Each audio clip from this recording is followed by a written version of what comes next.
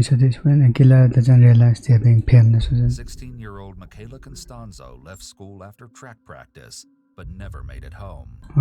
2 days later, search teams make a haunting discovery. Yo, hello. Yeah, I have to go full screen on this one.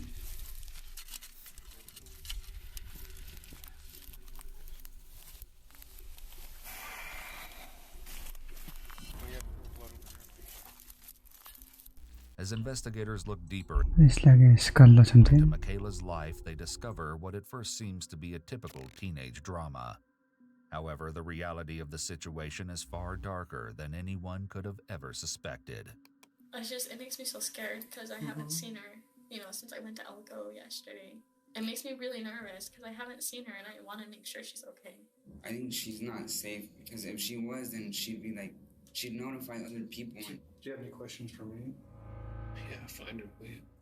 The truth of what actually happened to Michaela is only revealed Wait, is that a killer? in a bizarre twist when a suspect unknowingly implicates themselves without realizing they're being recorded. I looked away just for like a split second and then heard like a loud thud on the car. So I just got out to see what happened. I was just kind of freaking out and everything from there on out was kind of a blow to me. We kind of just stood there, we were crying because we didn't know what we had just done. We were freaking out. We weren't in the right mind to know what to do with anything. Celia Constanzo begins to feel uneasy when her 16-year-old daughter Michaela doesn't message her after finishing track practice at school. As hours pass without any communication from Michaela, Celia leaves work early and heads to West Wendover High School to pick up her daughter, but finds the campus empty. Scared and anxious, Celia hurries home, hoping to find Michaela there. But to her dismay, she finds only her younger daughter and no sign that Michaela has made it home. It's actually tragic. Overwhelmed by panic, she confides in her other 2 daughters about Michaela being missing. Both sisters immediately join their mother's frantic attempts to reach out to their sister, but hear nothing back from her. As the news of Michaela's sudden disappearance quickly spreads within the community, numerous students from West Wendover High School join search parties to look for their missing friend. From her favorite spots in the neighborhood to messaging and calling her, Michaela's friends and family try everything, but fail to track her down. As night falls, Celia alerts the police about her daughter's disappearance. Having encountered several cases of rebellious teenagers running away from home for a while, the police decide to wait until the following morning to see if Michaela shows up at school. But when their assumption is proven wrong the next day, it reinforces Celia's belief that something horrible happened to her daughter. The police immediately begin the investigation by running a thorough background check on the family. They discover that everything was well at home and that 16-year-old Michaela was raised in a loving family alongside her 2 sisters, Kim and Alicia. Renowned for her athletic prowess, she stood out as one of West Wendover High School's top athletes and possessed a natural talent for writing. In an exclusive interview with Iwu, one of Michaela's closest friends talked to us about their friendship and her talents. I guess the way our friendship developed was in middle school. We were kind of in the same friend group in elementary school, and actually, if I'm being completely honest, I thought she was very annoying. in elementary school, I was not her biggest fan. She kept making fun of me for being short, and I was like, "What are you talking about? You're shorter than me." In middle school, we had the opportunity to do a project together. Mickey and I got paired up together, and we very quickly realized that I was the crafty one and she was the good writer. And I did not like writing and she did not like crafting. I have, I think, the first chapter or 2 of the book that she shared with me. Amazing writer. I remember she shared this with me. I mean, it had to have been in maybe sophomore year of high school. I'm the type of person who is very picky about grammar and spelling and things. So of course I'm reading it and I'm like, this is spelled wrong. And you need a period here. But at the same time, I was so impressed with her ability to write this book, and actually sat down and read it a few weeks ago. At school, she'd been dating her classmate, Javier Trujillo, for a year and a half. And yet Javier had only shown up at the search parties looking for Michaela much later in the night. Investigators interview Javier to ask his whereabouts from the day of Michaela's disappearance, and establish a timeline of events. The following footage has been analyzed by a qualified team, including a licensed professional counselor and a licensed attorney. What does she go by? What's her nickname? Like usually Mickey. Mickey? Yeah. Are you her boyfriend? Is that what I'm understanding? Yeah, we've been like on and off for like a year and a half. Yesterday, you seen her yesterday, right? Yeah, the last time I saw her was during lunch. What was going on during lunch? Where were you guys? Well, usually like if we have good grades, we get an hour for lunch. So where's the one closest to you? And our lunch You starts see the from dealer? I don't know. 11:30 to 12:30, so we have an hour. And we were feeling hungry, and so I wanted to go to the taco truck. And she's like, okay. And we went, we got burritos, we came back to school, we ate them. And after a while, like, she went with her friends, and I went with mine. That was the last time you seen her? Yeah, that was the last time I saw her. No, we walked down the hall together after lunch, and after that, I never saw her again. Okay. Because we have split classes after that. It's interesting that as he says that was the last time he saw her, he's shaking his head no. As he says it, he realizes that he made a mistake. This is a brain-body mismatch, much like you see in a person who is being deceptive, but the difference is This help as he reporting. corrects himself. Typically, verbal and nonverbal communication matches, but when the brain is thinking one thing and the mouth says another, the nonverbal and verbal will misalign or mismatch altogether. When this occurs in individuals who have something to hide, they won't correct it. But when it's just a case of nerves or talking without really thinking, then the individual will often go back and correct themselves, as Javier does here. And what did you do after school? After school, I picked up my brother and then went home right away to go and change. What time was that? Like around like 3:40, 3:35. Okay, and then what did you do after that? After that, I went to work. What time did you go to work? Well, I left to work like at 3:45. Got there like about 3:50, 3:51, and clocked in like at 3:55, and I didn't get out till like 10. Did you text her or talk to her? Yeah, no. Who remembers all the timing? What I the didn't know something was going on. And, on the exact minutes? Okay. no, but yeah, like I was saying, I was working and I guess Michaela's mom went to my house and she told my brother, have you seen Michaela? Like, is she with your brother? And my brother told her, no, my brother's been working ever since out of school. And he went looking for me at work and he goes, hey, is anything like wrong with Michaela? Is she alright? Because her mom went looking for her at her house. And I go, yeah, everything's fine. Why? She goes, I don't know. Like, I just have a feeling something's wrong.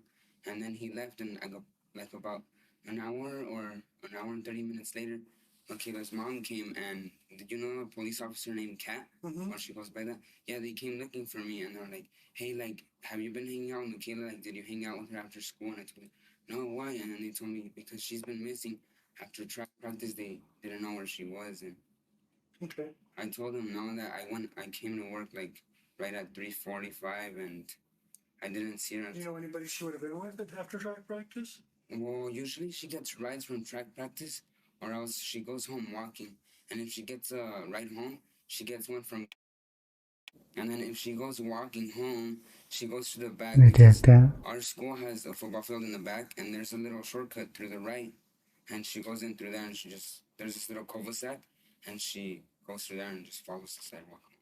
Like I don't understand if she went walking home because it was kind of cold, and I don't know why she'd do that because usually the one that gives her like rides. She's the one that gives them the most rides. Is anybody else that has said they seen her after school last night? No, they just she saw her too in the locker room when Just in the locker room. Yeah. Anybody see her outside after she left? Anybody you know of? No. Javier's statement that he was at work while the town started looking for Michaela established a strong alibi for his whereabouts, but it was still something that the police needed to verify. As he continues to describe his relationship with Michaela, Javier reveals new details about Michaela's relationship with her mother.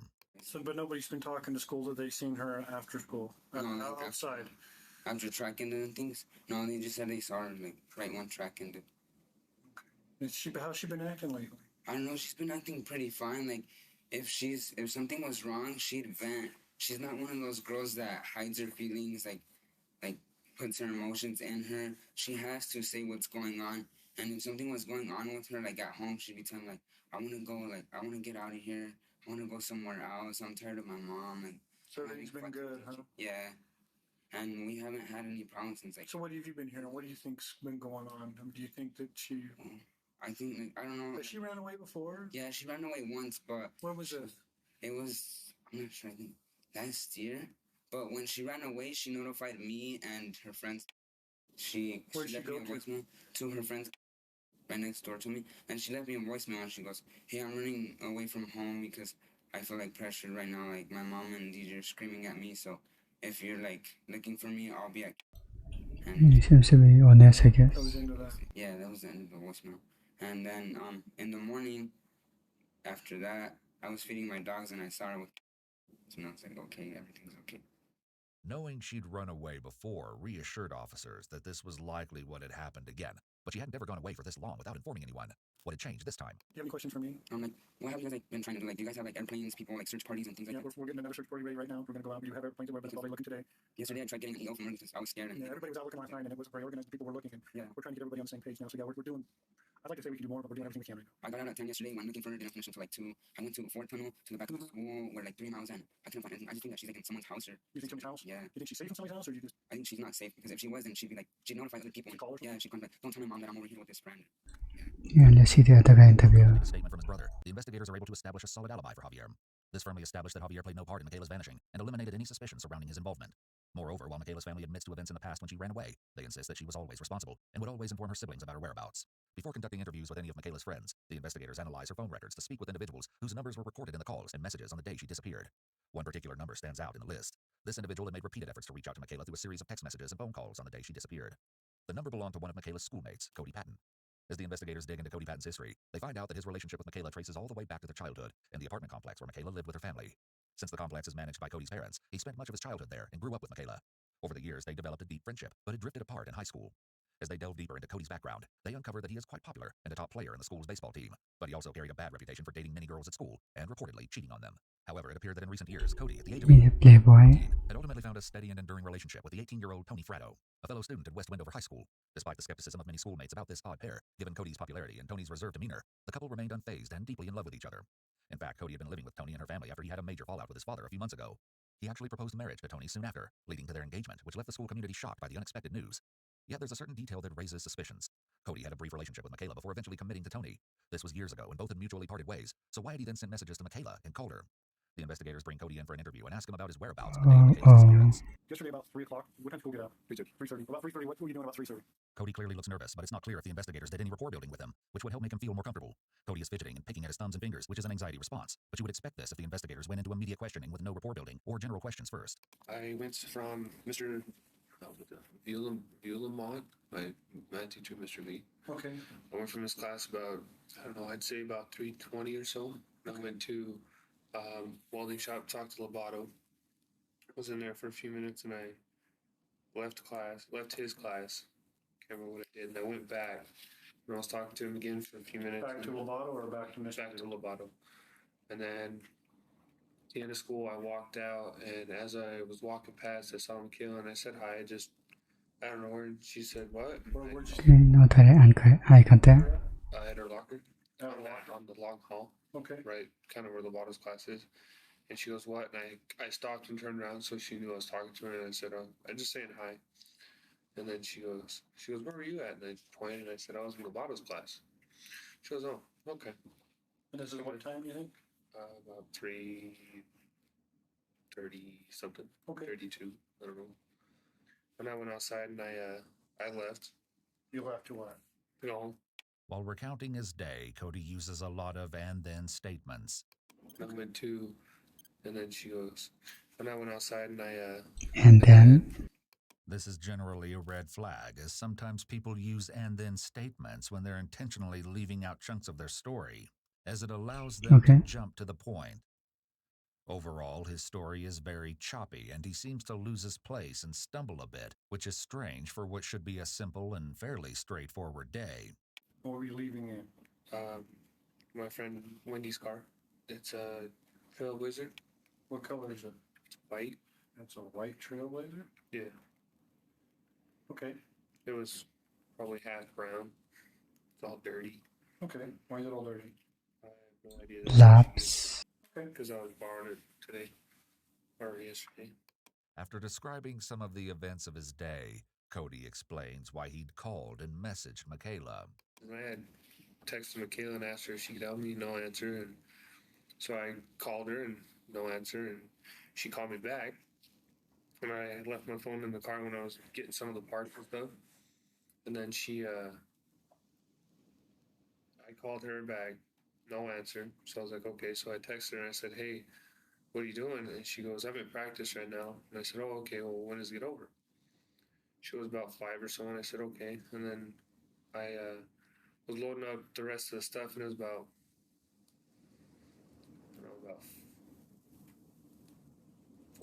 He's thinking real hard, huh?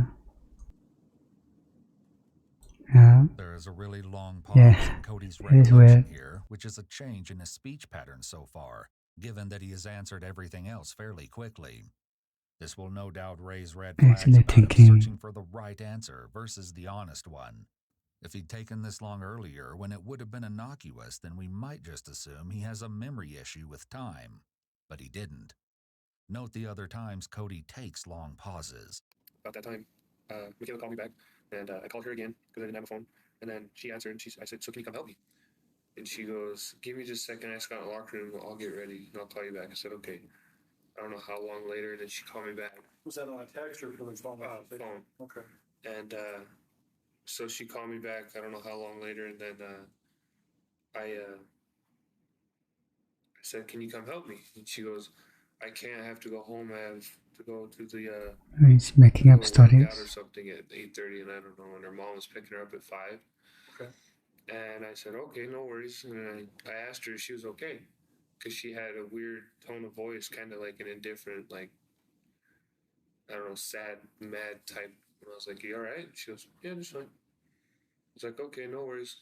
And I hung up and continued to get stuff done. Cody continues to narrate the rest of his evening, informing the detectives that he picked up Tony from a golf course at 7, and then they got drinks from a McDonald's drive-thru. Soon after, both had been informed by their classmates about Michaela's disappearance, and they joined the search parties immediately. However, Cody reveals one shocking detail that reverses everything that the investigators have found out so far.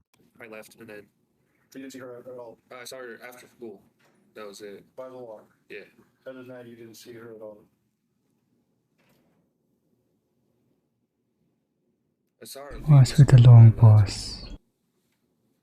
When did you leave? 5:30. You seen her leave the school? Yeah. Where was she leaving from? So bad. She was going out the front. She was standing there talking to somebody when I left. And then there was a Mexican kid and one of the How sure you were it was her going out the front? positive. As he says positive, Cody slightly shakes his head. Just like Javier, this Oh, could be boy. a sign of nervousness at the situation, not deception. But unlike Javier, Cody's blink rate also increases. It's positively her. What's she wearing, you know? Jeans and a gray sweater. Okay. Anything else? That's about all I can remember. Jeans and a gray sweater. And I think So where were you at when you seen her going out? when I was going up the, I guess you call it the turnpike I leaving school, mean, right there. She was So you were standing. driving? Yeah, when she was standing by the door. hindi analogy on hindsight, so And then You're 100% positive it was her? yeah. Cody had seen Michaela okay. speak with someone at the school's front door. The investigators continue their line of questioning to get as much information about Michaela and this strange individual who may have played a role in her disappearance. So the first time you seen Michaela was at the lockers. That was approximately what time? Right after school, about 3:32, 3:35. And the last time you seen her was? About 5:30. And that was where? She was with somebody? Just some. I thought it was her boyfriend because it was a short. Who remembers the exact time? I mean, Being Javier. Yeah, I thought it was him, but it's just some short Mexican kid. But everybody said he went to work right after school. So But you're positive she was out front. yeah, for sure. What did she have on? You said she had on what, jeans? Jeans and a gray sweater. Anything else with her? She had a black, like a handbag backpack type thing, and it looked like it was either striped or had paint on. I don't know. It was either striped or polka dot. I don't know, but it was black. Anything else with her? What color shirt she have on? I couldn't tell. I could just tell she had a big sweater on, a big like gray one. a hoodie style. But other than that, that's about it. I don't As Cody remembers continues too to much describe information. everything he'd witnessed, he dishes out further information that raises concerns about Michaela's well-being. That was about 5:30. Yeah. Anything else you can think of that I haven't asked that maybe I should know that you think's relevant? A while back, Yes, I remember boss. that one time she was walking through the hall and she looked like she was pretty upset. She wasn't crying or nothing, but you could, like, her eyes were red and looked like she'd probably been crying or something. As he shares this new detail, Cody shows more signs of his anxiety as he starts to rapidly blink. That day I saw her up where the V is at in front of our school, where the two walkways are on the left side, talking with our boyfriend and arguing, and then for at least a week they didn't really say nothing to each other, and then at least at school they didn't, and seemed like they're, I guess, tense towards each other. What do you think that was?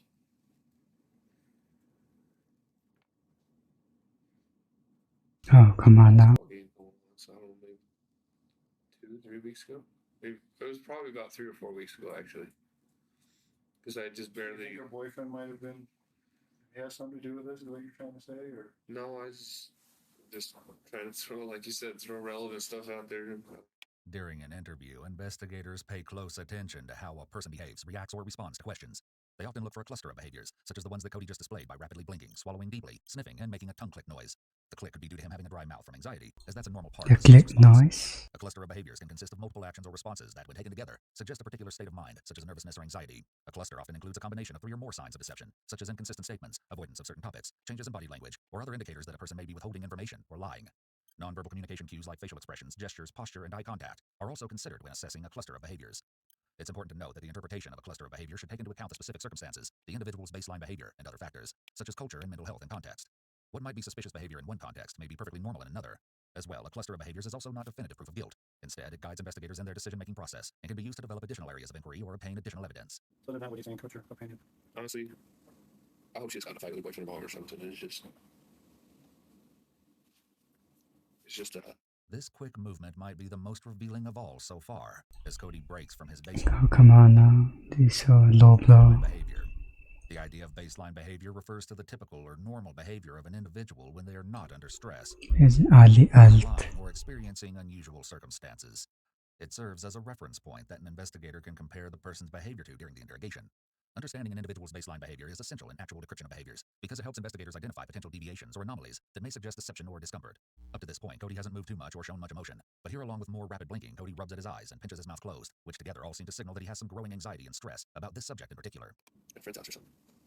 Okay. Do you have any questions for me? Yeah, fine. Police begin to Fine, wonder if huh? they dismissed Okay, Javier then. too soon and meet with him again the same day to verify his whereabouts. When they bring up Cody's name, Javier shares new concerns. They haven't talked for like about 3 months, and it's kind of strange that yesterday she got text from him, and he went up to her and told her, "Hey, can you come help me do something in the welding shop because I need help?"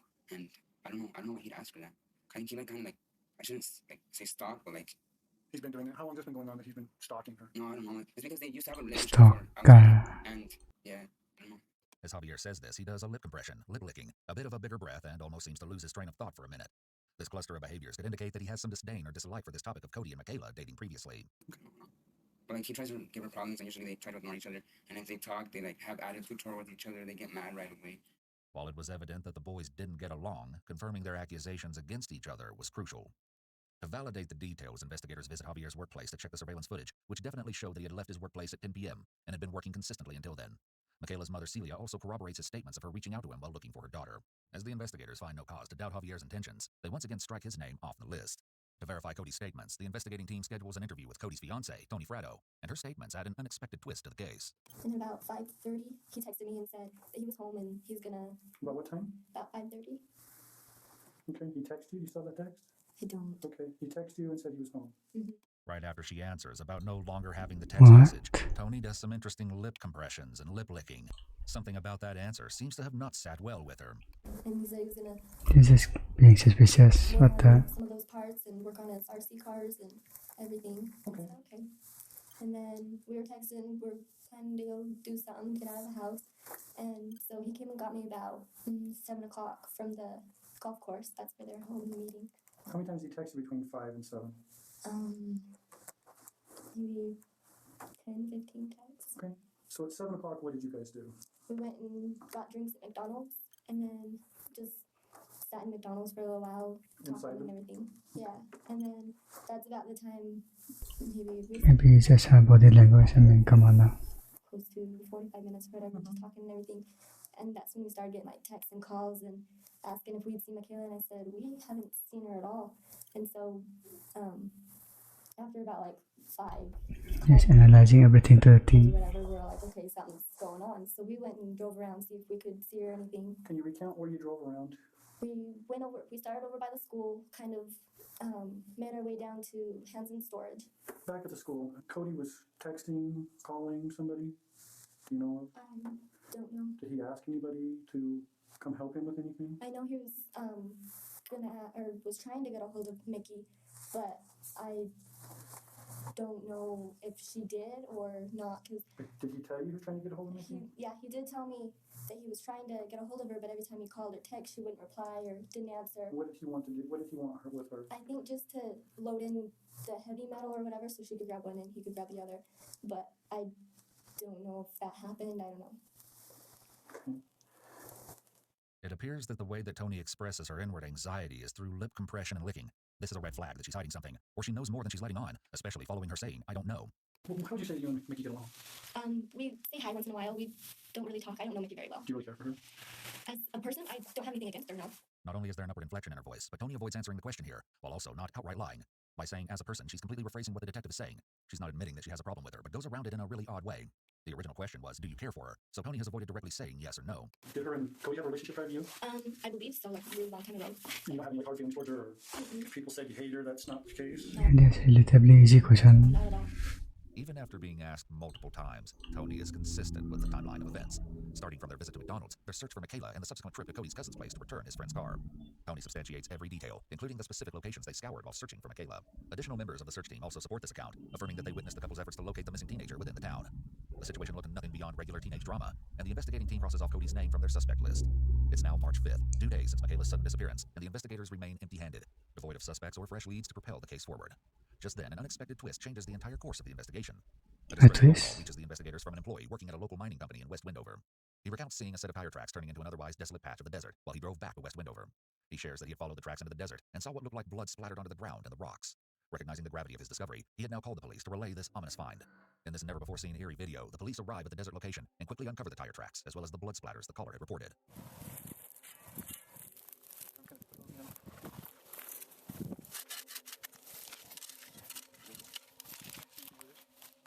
The shallow grave in the desert confirms their worst fears. As soon as the officers notice human flesh, they call the forensics team to assist them in retrieving the body and the samples.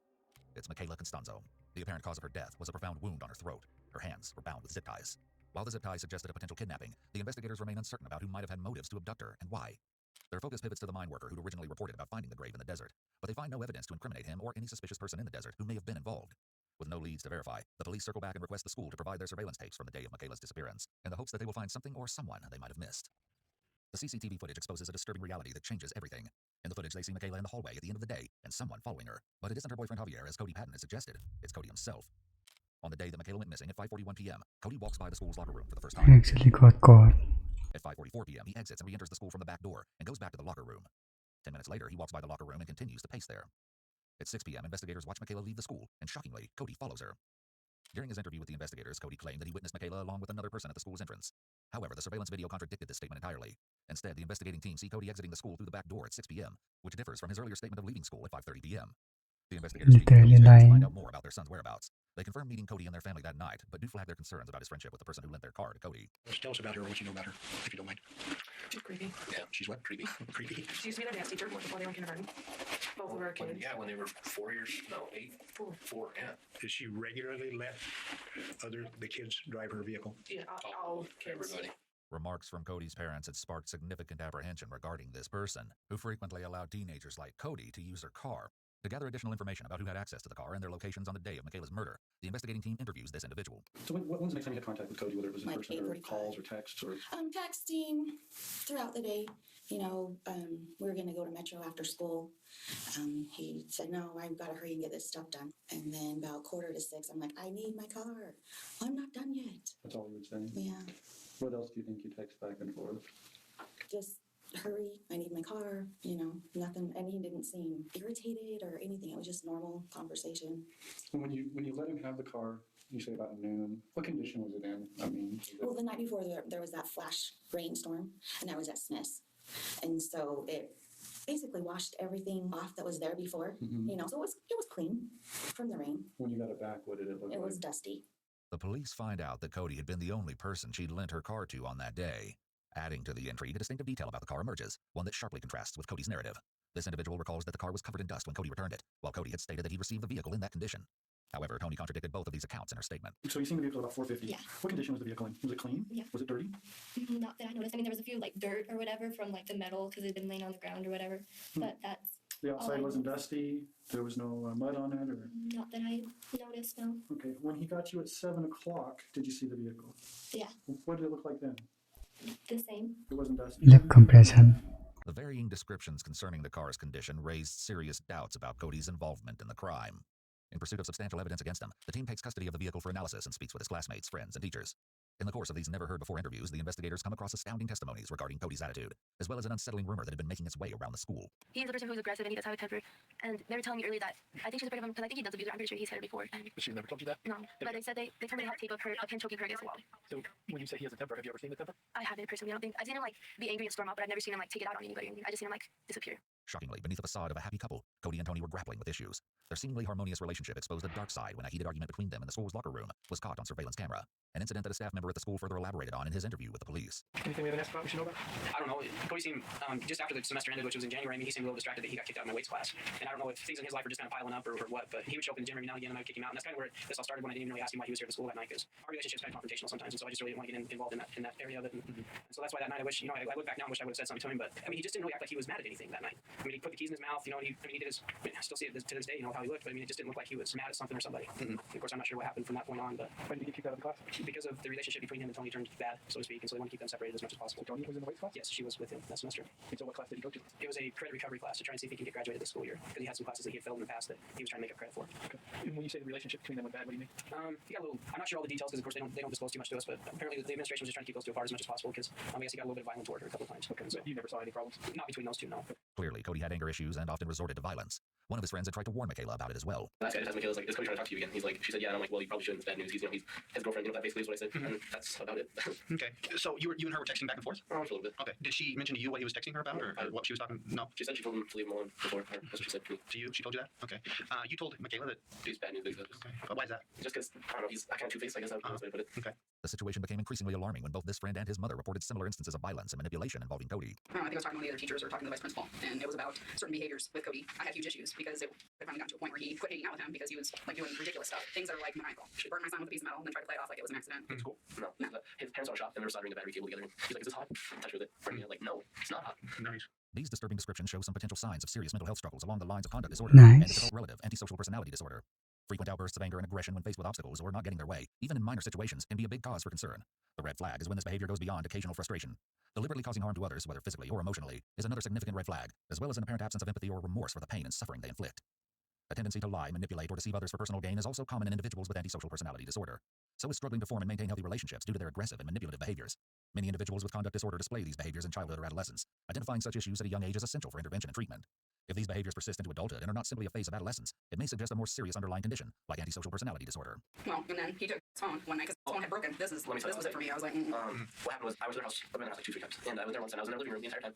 I came back out, and they told his older brother that I'm not allowed to hang out there anymore. And I was like, what did I do? And apparently it's because I stole money. And I was like, I don't know what you're talking about. And when we were in class one day, because he came in to see Tony, he's like, because this is his old phone, and he's like, can I see what police was looking at it? When I was like, will you give me $30 for this? I'm like, you're just letting me borrow it, until he got around.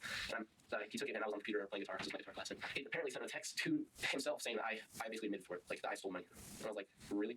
Are you kidding me? and it was his older brother that said, hey, had he borrowed your phone anytime recently? And I was like, had to think about it, yeah. And he's like, oh, because check it out, this is what he did. Like, it doesn't seem like you texting. He's like, I don't know how you text, And that's maybe a lot of things, but he's not with you. Have you ever seen Communication hints. You said you and him almost got into it. Oh, a couple times we've had, I almost got in a fight with him 3 or 4 times. One time I was at the shop, he threw a bullet at me and then I went underneath him, I picked him up, slammed him on the ground. He was like, you need to knock yourself out before I kick you. But the last most recent circumstances, they were out, me and my buddies were out and they're all drinking and whatnot, and I was like, I'm not doing this because they're acting ridiculous. I was like, okay, I'm not getting in trouble. Yeah, so I said, I'm walking home, and it's like 10 or 11 at night, I was like, I'm walking home, he's like, what are you doing? He's going off, he's all mad when I'm leaving, and he's getting ready yelling in each other's faces. I'm like, I'm sick of your crap, and we're sitting there, and then he comes up, he's like, oh, I'm sorry, and he just walks off. The last time, I was like, I'm not dealing with this guy no more.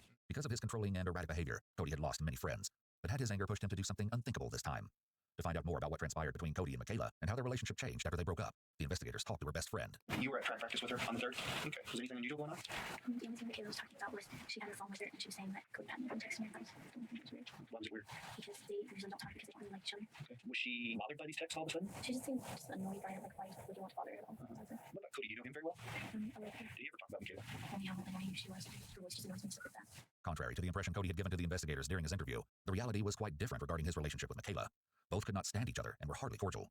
Adding to this, the friend also disclosed a concerning offer that Cody made to Michaela on the day she mysteriously disappeared. Do you know what she meant by randomly texting her? Why is he stalking her then? Because her and Cody don't text, they don't even talk to each other. Okay, so it was real unusual to be getting texts from Cody. Okay. Why didn't she have a ride that day? Well, she didn't ask for a ride, but normally that's why I stayed, was so that she can get a ride home. Given their history, it was strange for Cody to reach out to Michaela for help.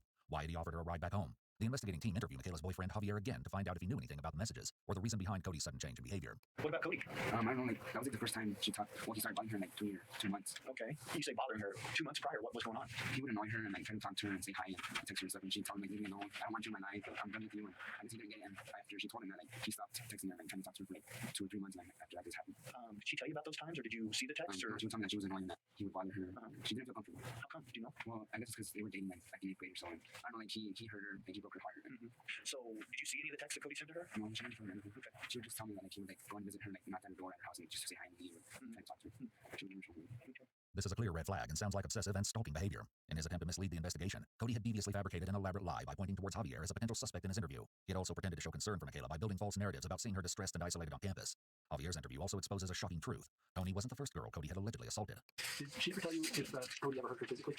No, she told me about this one time in 8th grade when they were dating. Yeah, the victims too. She was talking to some of Cody's friends and like, I guess they were out in front of the house or something like that. He got jealous or something and he had this little knife. I guess he accidentally cut her on her left shoulder or something. Who told you about that? She was telling me. Oh, she told you that? And when did that happen? Around 8th grade. I'm not sure if it was like because she was talking to his friends or if it was an accident. Do you know if she told anybody else about that? No, I'm not sure. The police's doubts are confirmed with the arrival of the car analysis reports that suggest that the tire tracks and the dust on the car that Cody drove perfectly match the desert where Michaela's body was found. But what rattles the investigators is the deeply unsettling revelation from the DNA samples, which confirmed that Michaela had been in that car on the day she'd been murdered. Armed with this array of compelling evidence, the police set up an interview with Cody to confront his web of lies. You told us that you thought that the boy she was with at 5:30 was her boyfriend. Correct. You gave us a description. However, it's not the same description that you told us, Javier, when you saw her at lunch. They don't match. No, I thought so. But you didn't say you thought that this boy was her boyfriend because he was wearing the same clothes that he was wearing at lunch. You didn't bother to tell us that. The story's not making sense there. That doesn't make sense. What do you mean? What do you mean? If you know him, you know him. Yeah. I mean, it'd be pretty he was easy. facing that way. As he continues to lie, officers confront him with Michaela's phone records. She didn't call you twice. Mickey did call you twice. That's what I recall. No. You sent more than 2 text messages to her. That's what I don't know. You sent probably 2 or 3. 5 or 6. Okay. Okay. That wasn't mud on Wendy's car. That was dust. Okay, so what are you getting at? What I'm getting at is you're not being totally truthful with us. Yes, I am. No, you're not. I'm showing you some inconsistencies based upon your own statement and physical evidence that we have found. Okay, you're not being totally truthful with us. When they can see the text messages, bruh. No, that wasn't mud. I'm telling you. It's dust. It's dust on that back bumper. It's dust on the side of that truck. It's not mud. Okay. Okay. Cody continues to play innocent and feign ignorance. The officer then presents the car analysis reports and what they found on the school surveillance camera in an attempt to get him to confess. We found tire impressions at the scene. They match the avalanche's tires, or trailblazer, I'm sorry. Okay. It shows the width is the same, the wheelbase is the same, tire pattern is the same. That trailblazer took her to that scene. So you're saying I did? It's interesting that he's not getting upset here. An innocent person would be in disbelief or feel anger over Yeah. being accused of killing someone. Cody's response is much more in line with someone who is guilty. Remember, for a guilty person, it's important that the police like them, because people are more likely to believe someone that they like over someone they dislike. While an innocent person can afford to be angry and emotional when wrongly accused, a guilty person needs to keep their cool so they can Yeah, innocent person will be furious at that statement. try to look good to others and continue to talk their way out of the liar's loop. It's much harder to remain likable and convincing if they allow themselves to get angry or too upset. I think maybe you're not telling us the truth about what happened. I'm telling you what physical evidence is showing us. All this pointing to you, okay? Now, the issue we have is the scenario of what happened with her. And I'll be frank with you, it doesn't look good. What do you mean? Well, I'll tell you, the video from the school indicates to us that you were waiting for her, okay? Waiting for her to get done with track. Okay? I wasn't. And that's why you walked by the girls' locker room 3 times. And you walked away from Does he even know they have his the girls' cameras? locker room 3 minutes before she left the locker room. That's exactly what happened. It's all on video. Okay? Yeah, I told you I was in school. No, you told us you weren't in the school. You told us you weren't in the school at that time frame. You didn't give me a time frame. I did. You gave me the time frame that you were in the school. So I can remember. Earlier, Cody used selective memory statements, and here we see them in action when he's confronted. Now he can deny withholding information because he already stated that I could remember. I mean, let's get used to it here. With someone with a gun to your head, like, let's try to remember everything. Listen to me. You have given more than enough detail right up until 5 o'clock and right after 7 o'clock. But between 5 and 7, you've got a serious lack of detail. And I think I know why. Okay, why? Because that was the time she disappeared. And that was the time she died. and you were involved. I wasn't involved in your death. I know you were now. Okay? How do you know I was now? Because you basically told us you were. Now, this looks really bad for you, but I think we can get past this. If you would just explain to us what happened. I did not touch Michaela. Listen, we know you have before. Have before what? We've got witnesses. Witnesses say what? Well, about you grabbing her and choking Tony, and we know you do that. We know you have some anger issues. Me and Tony's issues are different. Yeah. Don't sit here and try to play on me and stuff. I'm not It's not playing on working. you. I'm telling you the truth. Well, you're trying to twist my past to make it fit this scenario. I'm not twisting anything. Listen, you can either tell us what happened and be truthful with us, or we're just going to have to go with what we got, okay? And I don't want to do that because it's going to make you look very bad right now, okay? I need you to be truthful with me.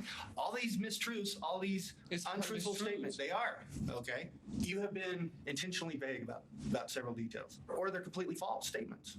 I haven't falsified anything. You did, okay? I haven't. You're not me. I have not falsified anything. But you did. Okay. Okay? That wasn't mud on that truck. It was dust. Dust that matches out at the gravel pit. Okay? Overwhelmed by the undeniable evidence arrayed against him, Cody eventually buckles and changes his statement about his last meeting with Michaela and makes a shocking revelation. Can we turn it off and I'll tell you 2 things about me and her. It's nothing. Turn it off, okay. It's personal. I understand that, okay? And I understand it might be embarrassing to you, or it might be very intimate to you, but we can't, okay? Because we have to be accurate here. Because if we turn it off and then we say you said something, the judge is going to go, well, why'd you turn it off? Unless you were going to lie to us about what happened. You know? The reason I started talking to Michaela is she told me at lunch today at school that she loved me. She just wanted to start Okay, talking. That's all her phone calls and stuff for it. And she said she wanted to ride home, and I said, okay, that's fine. So I gave her a ride home. I loaded that's my simple. box into the car and gave her a ride to the house. And I dropped her off, and I went home. And she was texting me, and I texted her back, and she said she wanted to hang out. I said, okay. So I went down, and I left the car at my house, and I just walked down there, and we were talking, and then I went back home. Because her mom had called her or something and was wondering where she was at. And she didn't want her mom to know that we were talking again and her boyfriend to find out. I didn't want to cause anything with Tony. I mean, I'd never cheated. I just was talking to her. And she said she wanted to go out driving around. So we went out to the gravel pit and she started arguing with me and stuff. And she was just let me out and I let her out and just one other truck out there. That was it. Okay. And I turned around and left. When presented with evidence he can't deny, Cody now integrates those pieces into his new story. He's careful to mention that there was another truck there to throw suspicion on someone else, a tactic he's been using since his first interview. Guilty people will often keep volunteering information to look extra helpful or honest, and to give the police another suspect other than themselves to look at. Officers are definitely going to see red flags and are going to dig further. And that was the last time I saw her. And everybody told me she went missing, and I got scared because I knew people playing me. That was a big step, Cody. That's much closer to the truth. You're not telling us anything new. Last time was hard. You're doing the right thing now. But I never laid a hand on it. Philly. Okay. No other footprints or tire tracks out there.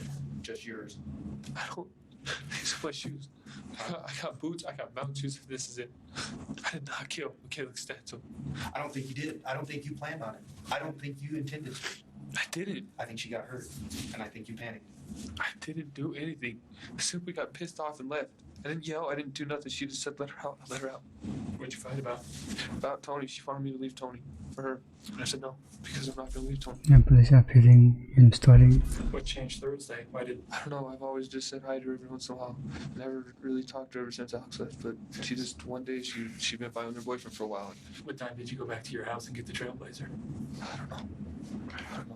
And then you went to her apartment and picked her up? I picked her up on the back side of the fence of like the road, and then there's a fence, and then there's a trailer parked up like right here. And then you drove straight to the gravel pit? We went up past the golf course and drew a little dirt road thingy in on the old exit, and then we were just kind of going down that road, and we went out there and we were talking along the way, and she started bringing up Tony, and we just kind of was like, not mad, but just like, I told her, I was like, I'm not going to leave Tony. I don't want to talk about it. I told her, I was like, I really appreciate that you love me. I really do. But I'm not leaving Tony. And she goes, then let me the f*** out. And I said, what is your problem? And she goes, I'm not going to be around you if you're going to still be with her then. And I said, okay, fine, whatever. Then get the f*** out. She got out and I peeled out and turned around and left. Where did she get out? We went past a big tank that's out there a little ways, and that was it. What side of the road was the tank on? Right side. How far past the tank did she get out? Half a football field and a half. I don't know. That doesn't sound like something you would do, Cody, and just leave her stranded out there. I know she runs track and everything, but that's a long way from town. When she had texted me, she said not to come back. That wouldn't be safe for her. I waited Okay, at the good. top of the thing and then saw her walking towards, so I said, whatever, and I left. What time did she text you to tell you not to come back? I don't know, maybe 2 minutes after dropping her. And there was a truck out there, so I figured somebody would pick her up and bring her back to town, because it looked like a railroad truck. It's like that. That's not the entire truth, but You know we have your phone records and her phone records, and the text stopped well before that. her text stopped 5 minutes before she leaves the school. You are on the right track, Cody. I'm not lying. You are. You're not being totally truthful. I didn't kill her. Cody, you are on the right track, okay? And you've made a huge... Nobody said anything about killing. I did He not. said it himself. As Cody's will begins to break, the inconsistencies within his statement become increasingly obvious. At first, he admitted to dropping Michaela off at her house, but then he changed his story by sharing that he'd driven her to the gravel pit and left her in the desert after a heated argument. As the officer rapidly identifies the flaws in his fabricated tales, Cody eventually crumbles under the weight of the pressure. I just want to see my family. What are you going to tell them? Are you going to tell them the truth about what happened? I don't want to, but I know you want to. This isn't easy. Personally, I think they need to know, okay? Because you're their son. They need to know the truth. You want us to help you tell them? I just want to be with them for a little bit. I understand that. And we'll do our best to make that happen. On the brink of Actually, I think uncovering the truth, the interrogators decides to take a gamble by summoning Cody's father to the station, hopeful that he might assist in eliciting a confession from his son. A short while after the officers leave the father and son alone in the room, Cody breaks down. You gotta start fixing this now, as much as you can. It's not about us anymore. This. What you did is heinous, Cody. No, I know you want to be with your family, and I want to be with you. There's something wrong, man. I want to be near you as much as I can. I don't want to abandon you at all. Okay? We gotta do what's right for the game as well. You've got to go all the way with this. You need to put it to bed as quickly as you can. You can get out of this town. You know what that means? You've got to just do what they need you to do. And you know what I'm saying? You've got to do a written statement or whatever it is they need so that this can be done. Right now, we are getting our answers. They need their answers. The family needs their answers. I don't want anything to happen to you guys, Tony. You know what I'm saying? Nothing's going to happen to us. I mean, Jesus Christ. This is it, man. This community can't do anything else to me. We have to fix that. Do you understand that? You did something that... You've got to think about it. Dad, I know. In his confession, Cody reveals the horrifying details of what had really transpired that night. There's something not quite right with his story, though the truth would eventually come to light. All right, Cody. I know you believe Dad a lot of what happened. So the question we've been asking, tell us what happened. Leaving fruit. Driving out there, and she started bringing up about how we should get together and all this stuff. And I said, I'm not going to leave Tony. She started getting upset. And I started getting upset too. And I said, it's not going to happen. Stop asking. And then she said, stop the car. And we got out. I said, what the hell are you doing? I was like, at least let me take you back to town. And she goes, no. And started yelling at me and pounding on my chest and stuff. And I was just kind of pushing her away at first. And then she kind of hit me, just kind of clipped me on the head. And it kind of hurt. But I just really... a good shove, and she fell back and hit the back bumper of the car, and she had moved for a minute. And I started saying, Mickey, it's not funny, get up. I'm sorry I pushed you, it's not funny anymore. She started coming around, so I got down by her side and helped out, and I said, are you okay? And she goes, where am I at? I said, Mickey, come on, you were the same place it was.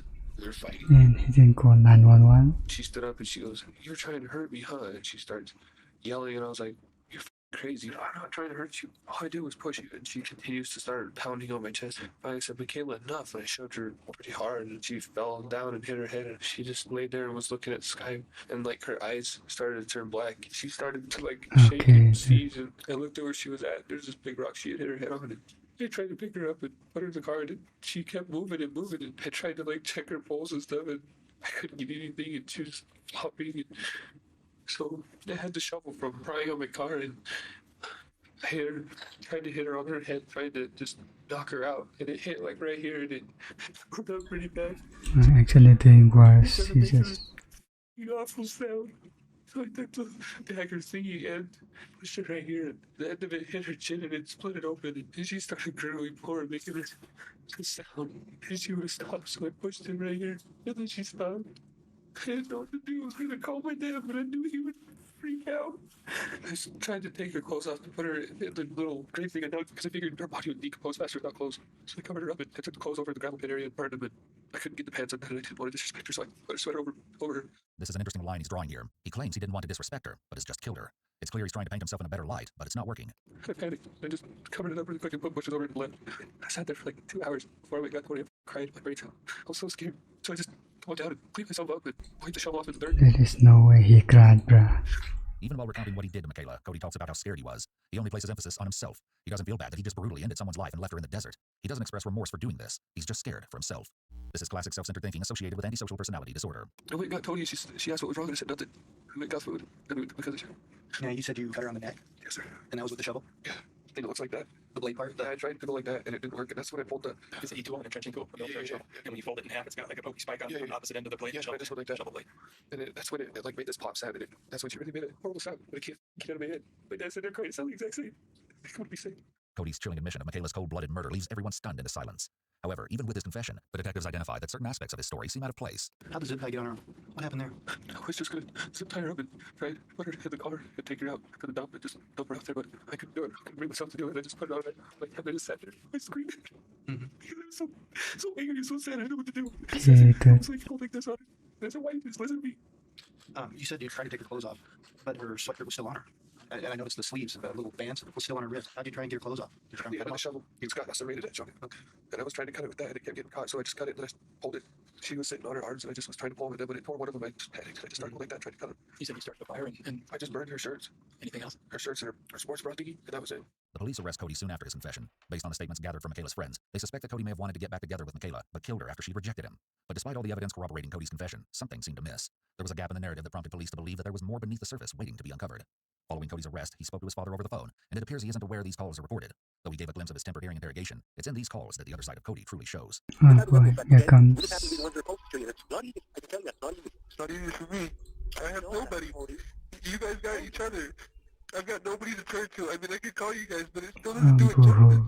Cody, I'm having a hard time with this conversation. I mean, you know, what about Michaela's decisions? What about, you know? You don't think I'm thinking about it? I'm thinking about it every goddamn day, and you don't know how hard it is. If that's all you want to bring up, then fine. I think about it every goddamn day. And it's hard on me, too. Cody, I never said it wasn't. Well, you bring it up like it's something that, like, I don't think about it like it's nothing to me. It's my best friend, and you know what? It's a mistake that I have to live with. It's hard enough to try and call you guys without breaking down on the What is he talking about? every goddamn time. But it's hard enough to stay here and hear you say that day, and then now you say that it's like I don't think about what's right for her.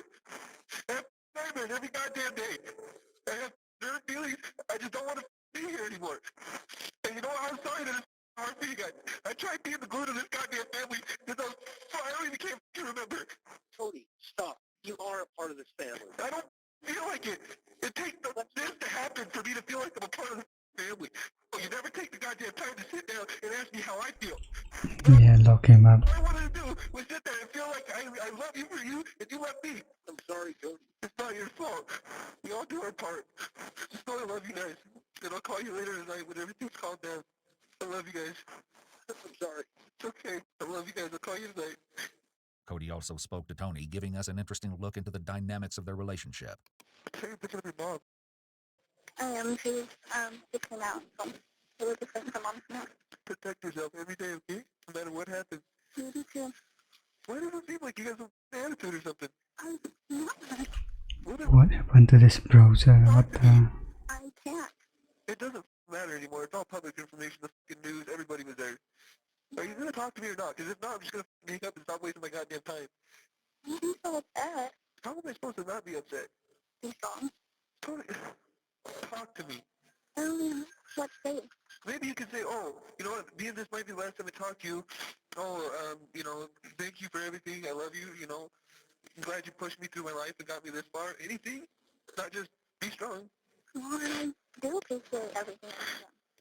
The investigators' hunch about there being more to this twisted story is finally confirmed 3 weeks after Cody's arrest, when Tony meets with his attorney and makes a shocking request. Can I ask a question real quick? Sure. Will you guys be able to represent me? Depending on what you're going to say, we may not be able to. If you like us to put this code, if we are not able What is this mic? to get you, we will get a counsel for you. Okay. The question is, why is Tony looking into getting legal counsel? You'll recall that Cody didn't mention her having anything to do with what happened to Michaela. Yet Tony has been hiding something. It seems she doesn't realize her conversation with the attorney is being recorded. Oh my god.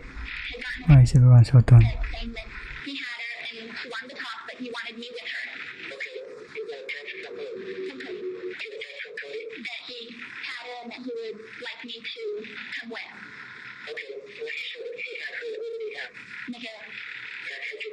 that earlier? No. What do you think he meant by he shot her? Well, because I knew they wanted to talk, but I didn't know for sure when or about what exactly. What do you think he might want to talk to Michaela about? He wanted to get back together with him and everything, but he didn't seem like he had interest in her and he didn't want that. Okay. And he wanted you to come along? Yes. Okay. So what happened after you got the text? I told him where I was and to go ahead and come get me, and I would go with him. Okay. So what happened then after you took that? He came and got me, and we went straight out to the gravel pit where she died. Okay. When he came and got you, who was in the car? Him and Michaela. Where was Michaela sitting? In the back. And where did you sit? In the front seat. Okay. After you got in the car, what happened? We decided to go drive around, and then Michaela had said she didn't want anyone to see us talking, so we decided to go out towards the gravel pit. Whose idea was it to go to the gravel pit? It was kind of a group effort because we kept talking about where do you want to go or whatever. We just started kind of heading out that way to get out of town.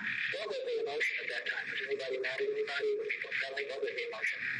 It was kind of tense because she was a little bit upset, but we were just trying to talk to her and everything and let her know that we didn't want to cause any problems or have any problems. We wanted to work everything out.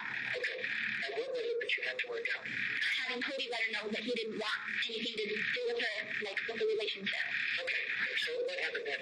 We kind of just went out, we were driving around out by the gravel pit, and she got really upset and told us to let her out. And what did she get upset about? She just kept saying, well, I'm tired of your BS and everything, and so we didn't want her to be more upset, so we did as she asked, stopped the car, and she got out. Cody had got out to talk to her for just a second, and I kind of saw her like yelling at him and everything, and like pushing him and everything, and then I looked away just for like a split second, and then heard like a loud thud on the car, so I got out to see what happened. The attorneys continued to listen, utterly absorbed in shock, while Tony accidentally implicates herself in the crime. Michaela was on the So ground, bad. and I had asked Cody what happened, and he just said that she kept pushing me and everything, so I kind of pushed her off to get her off of me, and she locked her down to trip on something, I can't remember exactly, and he hit her face on the car. Did you look at it? A little bit. What did you see? Just that she was on the ground, and she wasn't really moving at that point. Did you tell us she was breathing? I couldn't really tell at that point. I was just kind of freaking out, and everything from there on out was kind of a blur to me. What was it from there on out? I remember her not moving or anything, so, we're freaking out. We didn't know what to do, and we got out with a shovel and started digging a hole, and then it kind of went downhill from there. I wasn't really thinking, and so we basically started kicking her and punching her. Who was being kicking and punching? It was both of us. Where were you kicking and punching? Who else body? Kind of on, like, What her the- rib area and, like, the side of her face. When you were kicking and Actual psycho. punching her, was she laying face up or face down? She was kind of laying down, kind of trying to kind of sit up and everything, but she was very coherent of what was going on. She was trying to sit up? At that point, she kind of was. And then I remember us taking a shovel and hitting her, Where did you hit her on her body with the shovel? kind of in the back area. Did you hit her with the flat part of the shovel or the edge part of the shovel? I believe the flat part. At that point, she was just kind of laying there. She wasn't moving, and so we moved her to the grave. We were kind of standing there deciding what do we do. But I remember like putting down her legs and we would slit her throat. We would like cut her throat. Who cut her throat? It was both of us. You heard that right. Not only did both Tony and Cody attack Michaela, but they both had an opportunity to save her and chose not to. How did you do that? With a knife. Whose knife? It was a knife that Cody always held on to. It was always with him, no matter what. Okay. And who used the knife? At first, it was him. And then was it you? Yes. Why did you take over with the knife? I wasn't thinking. I had taken it from him to go, just to take it from him and everything. Did anybody cut her throat with a shovel or was it just a knife? I remember the shovel sitting there, but I can't remember. After that, she wasn't really breathing or anything. We kind of just stood there and we were crying because we didn't know what we had just done. We were freaking out. We weren't in the right mind to know what to do. Sorry. What started as a witness Right. account soon morphed into the bone-chilling confession of a murder. Tony's confession also dispelled the doubts about the murder weapon, confirming it as a knife, contrary to Cody's earlier claim of it being a shovel in his confession. Cody's attorney asks one last question about Tony's motive in taking Michaela's life. Were you mad at Michaela? I guess I was kind of frustrated, but I wasn't mad at her.